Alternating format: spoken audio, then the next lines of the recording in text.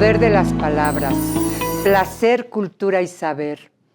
Pretende llevar a los lectores a una más profunda comprensión del texto, es decir, más amplia en el sentido filosófico o ontológico del término. Pero no, esta no es la pretensión de nuestra colección. Por supuesto que la primera intención es la de que se lea, que el lector entre al mundo de la literatura con el afán de conocer, de disfrutar la lectura, de saber más. Si tan solo esto se consigue, va muy bien. Sin embargo, nuestro principal deseo es lograr que el lector dé un giro hacia otras rutas y entre a degustar la magia de las palabras, a sentir la emoción que vibra en cada página, a entrar de lleno en la narración sin poner distancia entre él y la historia. En una palabra, hacer uno más de los personajes del relato.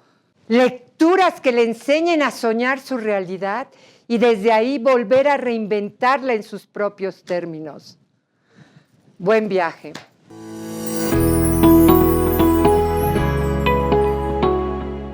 En este tiempo, en este momento se va a trabajar por principio con una obra del maravilloso escritor Julio Cortázar, escritor argentino, nacido en Bélgica en 1914 y muere en París en 1984. Extraordinario profesor de literatura en Argentina, traductor y lector de Edgar Allan Poe y además compañero y amigo entrañable de Jorge Luis Borges. Adelante, empezamos. Hubo un tiempo en que yo pensaba mucho en los axolotl. Iba a verlos al acuario del jardín des Plantes y me quedaba horas mirándolos, observando su inmovilidad, sus oscuros movimientos. Ahora soy un axolotl. El azar me llevó hasta ellos una mañana de primavera, en que París abría su cola de pavo real después de la lenta invernada. Bajé por el boulevard de Port-Royal, tomé Saint-Marcel y l'Hôpital y vi los verdes entre tanto gris y me acordé de los leones. Era amigo de los leones y las panteras, pero nunca había entrado en el húmedo y oscuro edificio de los acuarios. Dejé mi bicicleta contra las rejas y fui a ver los tulipanes. Los leones estaban feos y tristes y mi pantera dormía. Opté por los acuarios, soslayé peces vulgares hasta dar inesperadamente con los axolotl. Me quedé una hora mirándolos y salí incapaz de otra cosa. En la biblioteca Sainte-Geneviève consulté un diccionario y supe que los axolotl son formas larvales provistas de branquias de una especie de batracios del género Amblystoma. Que eran mexicanos, lo sabía, ya por ellos mismos, por sus pequeños rostros rosados aztecas y el cartel en lo alto del acuario. Leí que se han encontrado ejemplares en África capaces de vivir en tierra durante los períodos de sequía y que continúan su vida en el agua al llegar la estación de las lluvias. Encontré su nombre español, ajolote. La mención de que son comestibles y que su aceite se usaba, se diría, no se usa más, como el de hígado de bacalao. No quise consultar obras especializadas, pero volví al día siguiente al jardín de des Plantes. Empecé a ir todas las mañanas, a veces de mañana y de tarde. El guardián de los acuarios sonreía perplejo al recibir el billete. Me apoyaba en la barra de hierro que bordea los acuarios y me ponía a mirarlos. No hay nada de extraño en esto, porque desde un primer momento comprendí que estábamos vinculados, que algo íntimamente perdido y distante seguía, sin embargo, uniéndonos. Me habría bastado detenerme aquella primera mañana ante el cristal, donde unas burbujas corrían en el agua. Los axolotl se amontonaban en el mezquino y angosto, y yo puedo saber cuán angosto y mezquino, piso de piedra y musgo del acuario. Había 9 ejemplares y la mayoría apoyaba la cabeza contra el cristal, mirando con sus ojos de oro a los que se acercaban. Turbado, casi avergonzado, sentí como una impudicia asomarme a esas figuras silenciosas e inmóviles, aglomeradas en el fondo del acuario. Aislé mentalmente una, situada a la derecha y algo separada de las otras para estudiarla mejor. Vi un cuerpecillo rosado y como translúcido. Pensé en las estatuillas chinas de cristal lechoso, semejante a un pequeño lagarto de 15 centímetros, terminando en una cola de pez de una delicadeza extraordinaria, la parte más sensible de nuestro cuerpo.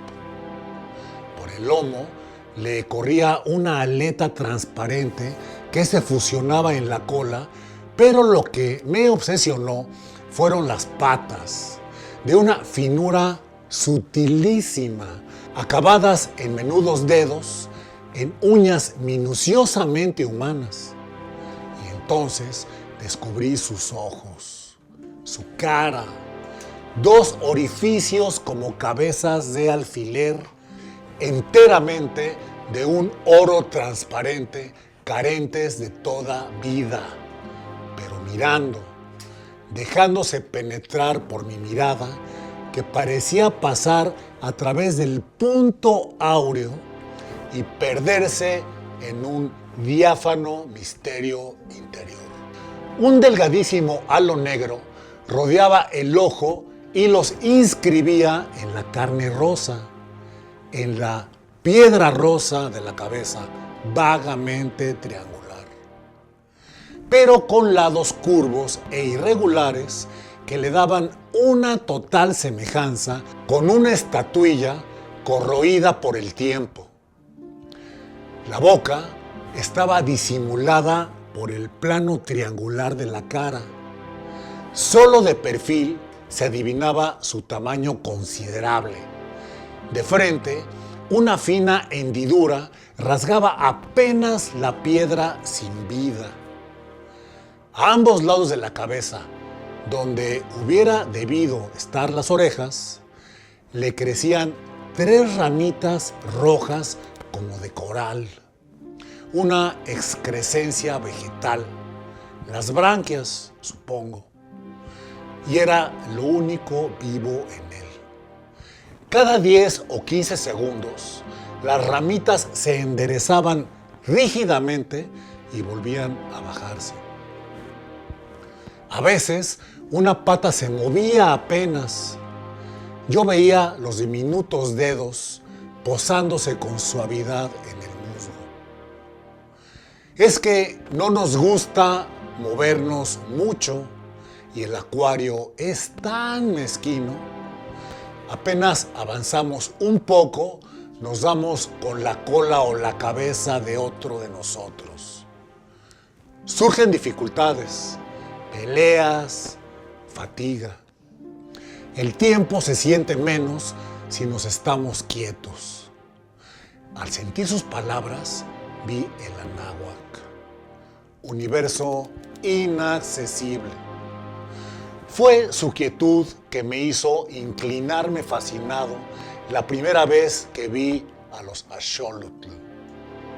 Oscuramente me pareció comprender su voluntad secreta: abolir el espacio y el tiempo con una inmovilidad indiferente. Después, supe mejor la contracción de las branquias, el tanteo de las finas patas en las piedras, la repentina natación. Algunos de ellos nadan con la simple ondulación del cuerpo. Me probó que eran capaces de evadirse de ese sopor mineral en el que pasaban horas enteras. Sus ojos, sobre todo, me obsesionaban. Al lado de ellos, en los restantes acuarios, diversos peces me mostraban la simple estupidez de sus hermosos ojos semejantes a los nuestros. Los ojos de los axolotl me decían de la presencia de una vida diferente, de otra manera de mirar. Pegando mi cara al vidrio, a veces el guardián tosía inquieto. Buscaba ver mejor los diminutos puntos áureos, esa entrada al mundo infinitamente lento y remoto de las criaturas rosadas. Era inútil golpear con el dedo en el cristal delante de sus caras. No se advierte la menor reacción. Los ojos de oro seguían ardiendo con su dulce, terrible luz, según seguían mirándome desde una profundidad insondable que me daba vértigo. Y sin embargo, estaban cerca. Lo supe antes de esto, antes de ser un axolotl. Lo supe el día en que me acerqué a ellos por primera vez. Los rasgos antropomórficos de un mono revelan, al revés de lo que cree la mayoría, la distancia que va de ellos a nosotros. La absoluta falta de semejanza de los axolotl con el ser humano me probó que mi reconocimiento era válido y que no me apoyaba en analogías fáciles. Solo las manecitas. Pero una lagartija tiene también manos así y en nada se nos parece. Yo creo que era la cabeza de los axolotl, esa forma triangular, rosada, con los ojitos de oro. Eso miraba y sabía, eso reclamaba. No eran animales, eran príncipes. Parecía fácil, casi obvio, caer en la mitología. Empecé viendo en los axolotl una metamorfosis que no conseguía anular una misteriosa humanidad. Los imaginé conscientes, esclavos de su cuerpo, infinitamente condenados a un silencio abisal, a una reflexión desesperada. Su mirada ciega, el diminuto disco de oro inexpresivo y, sin embargo, terriblemente lúcido, me penetraba como un mensaje. ¡Sálvanos! ¡Sálvanos! Me sorprendía musitando palabras de consuelo, transmitiendo pueriles esperanzas. Ellos seguían mirándome inmóviles. De pronto, las ramillas rosadas de las branquias se enderezaban. En ese instante, yo sentía como un dolor sordo. Tal vez me veían. Captaban mi esfuerzo por penetrar en lo impenetrable de sus vidas. No eran seres humanos, pero en ningún animal había encontrado una relación tan profunda conmigo. Los axolotl eran como testigos de algo y a veces como horribles jueces.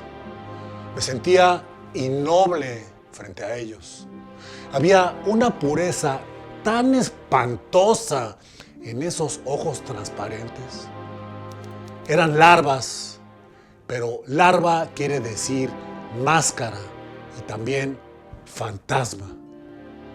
Detrás de esas caras aztecas inexpresivas y sin embargo de una crueldad implacable, ¿qué imagen esperaba a su hora?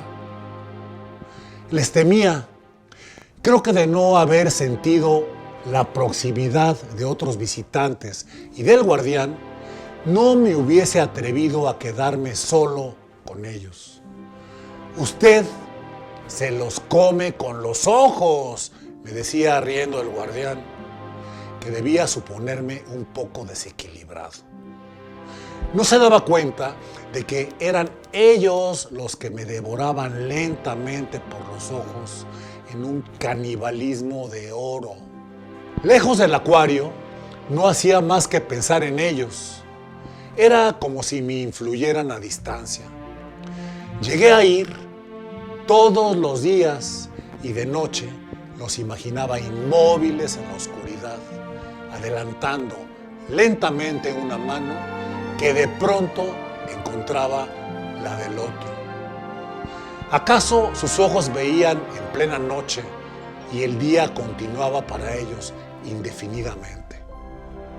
Los ojos de los axolotl no tienen párpados. Ahora sé que no hubo nada de extraño, que eso tenía que ocurrir. Cada mañana, al inclinarme sobre el acuario, el reconocimiento era mayor. Sufrían. Cada fibra de mi cuerpo alcanzaba ese sufrimiento amordazado, esa tortura rígida en el fondo del agua.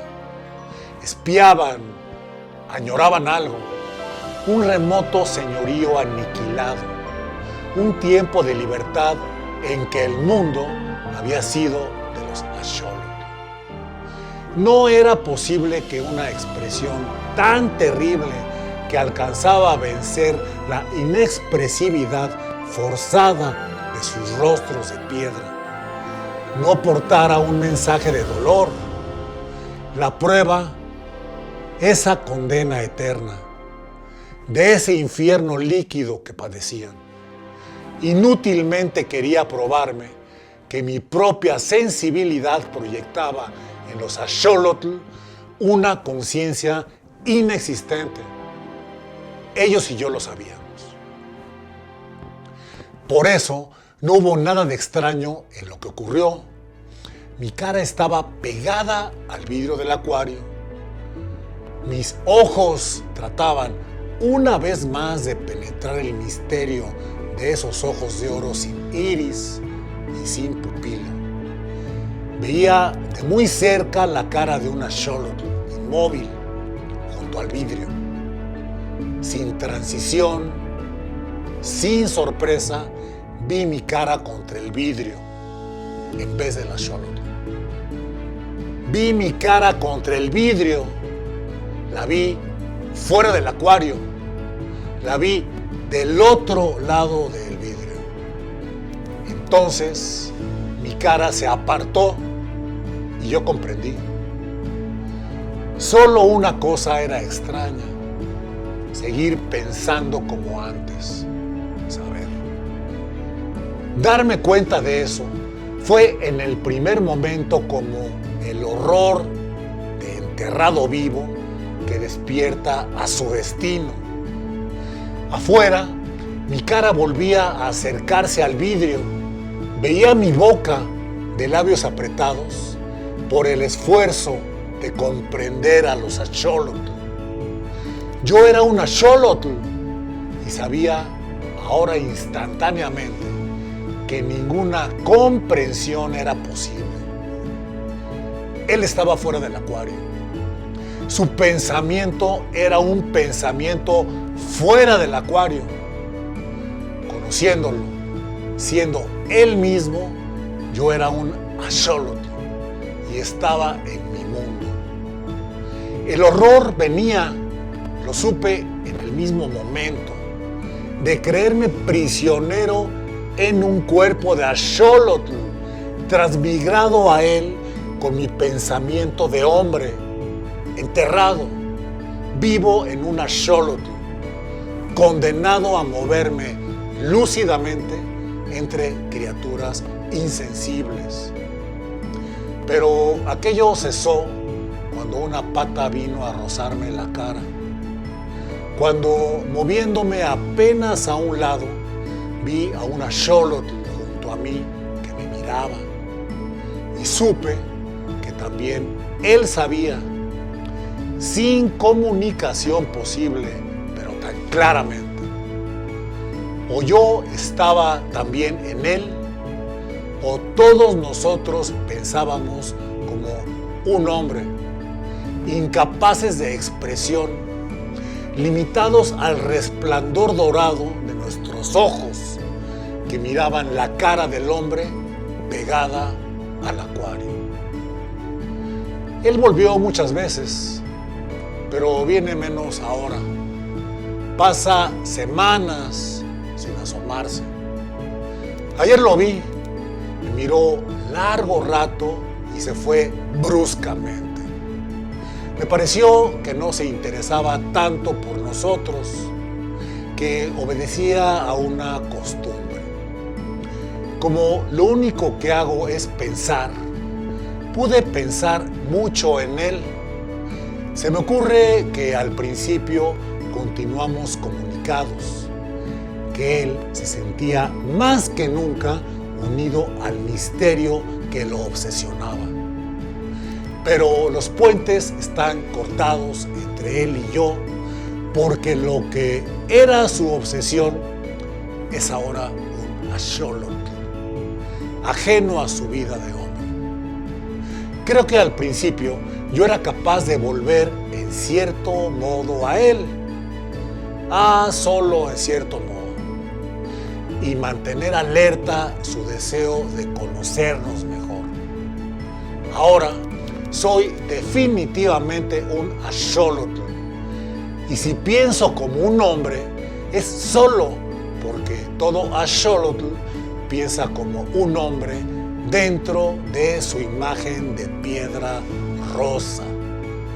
Me parece que de todo esto alcancé a comunicarle algo en los primeros días, cuando yo era todavía él. Y en esta soledad final, a la que él ya no vuelve, me consuela pensar que acaso va a escribir sobre nosotros.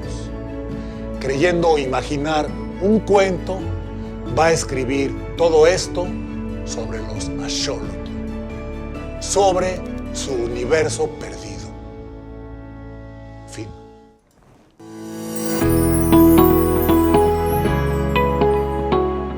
Estamos felices de volvernos a encontrar a través de lecturas que invitan a la reflexión. Acabamos de escuchar una historia fascinante, una historia que no solo te lleva al mysterius tremendum de la fascinación, sino que es profunda, críptica, de una frescura maravillosa en su narrativa, y que nos habla de que existe una diversidad de mundos en una sola narrativa, y es algo maravilloso. Pues desde luego esto nos invita a varias reflexiones. En primer lugar, pues yo siento es un ser muy enigmático.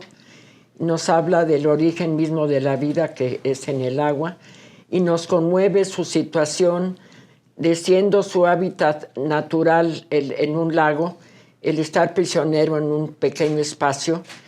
Y otra de las cosas que conmueven y que llevamos un mundo tan mecánico y poco caso hacemos de lo que nos vuelve a llevar el mundo a la contemplación, a entender mejor lo que es la vida, incluso el comportamiento que tenemos hacia los animales, hacia las plantas, hacia los seres vivos iguales que nosotros los hombres.